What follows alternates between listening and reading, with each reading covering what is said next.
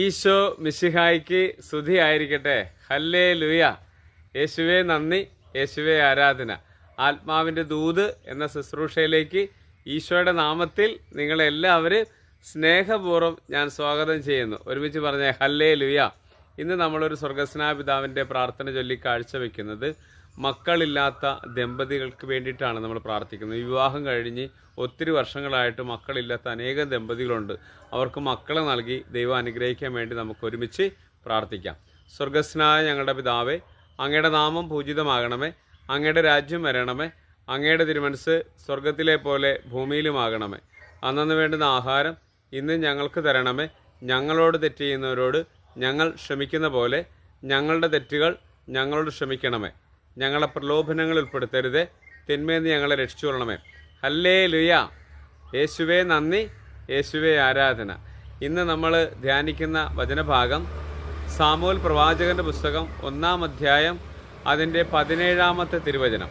അപ്പോൾ ഏലിയ പറഞ്ഞു, സമാധാനമായി പൊയ്ക്കൊള്ളുക, ഇസ്രായേലിൻ്റെ ദൈവം നിന്റെ പ്രാർത്ഥന സാധിച്ചു തരട്ടെ. ഹല്ലേലൂയ. നമുക്കറിയാം ഇതിൻ്റെ പശ്ചാത്തലം എന്താണെന്ന് നമുക്കറിയാം അല്ലേ. ഹന്ന എന്ന് പറഞ്ഞ എൽക്കാന ഹന്ന ദമ്പതികൾക്ക് മക്കളില്ലാതിരിക്കുന്ന സമയത്ത് ഹന്ന ദേവാലയത്തിൽ വന്ന് ദൈവസന്നിധിയിലിരുന്ന് കരഞ്ഞു പ്രാർത്ഥിക്കുന്ന സമയത്ത് പുരോഹിതനായ ഏലിയ അവളെ നോക്കുകയാണ്.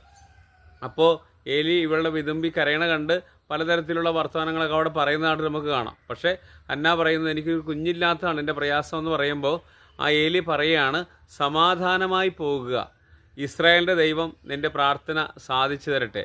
ഒരു പുരോഹിതൻ എന്ന നിലയിൽ ആ ഏലിയുടെ ഒരു ആശീർവാദം സ്വീകരിച്ചു പോകുന്ന ഹന്നയ്ക്ക് പിന്നീട് എൽക്കാനയെ പ്രാപിക്കുകയും അവർക്ക് മക്കളുണ്ടാകുകയും ചെയ്യുന്ന അതാണ് സാമൂഹ്യമായിട്ട് നമ്മൾ പിന്നീട് കാണുന്നത് അല്ലേ. അപ്പോൾ മക്കളില്ലാത്ത എല്ലാ ദമ്പതികളെയും നിമിഷം സമർപ്പിച്ച് പ്രാർത്ഥിക്കുകയാണ്. വിവാഹം കഴിഞ്ഞിട്ടൊരു കുഞ്ഞിനു വേണ്ടി ആഗ്രഹിച്ച് പ്രാർത്ഥിക്കുന്ന എല്ലാ ദമ്പതികളുടെ മേലും കർത്താവിൻ്റെ കരുണ ഉണ്ടായിരിക്കട്ടെ എന്ന് പ്രാർത്ഥിക്കുന്നു. ദൈവമേ, വന്ധ്യതയ്ക്ക് അവിടുന്ന് വസതി കൊടുക്കുന്നുവല്ലോ, വസതി നൽകി മക്കളെ നൽകുന്ന ആ ദൈവത്തിൻ്റെ കരുണ എല്ലാ മക്കളിലേക്കും ചെരിയട്ടെ എന്ന് പ്രാർത്ഥിക്കുന്നു. മക്കളെ സ്വീകരിക്കാൻ ഉദരങ്ങളെ അവിടുന്ന് അനുഗ്രഹിക്കണമേ എന്ന് പ്രാർത്ഥിക്കുന്നു. ദമ്പതികൾക്ക് ധാരാളം മക്കളെ നൽകി അനുഗ്രഹിക്കണമേ എന്ന് പ്രാർത്ഥിക്കുന്നു.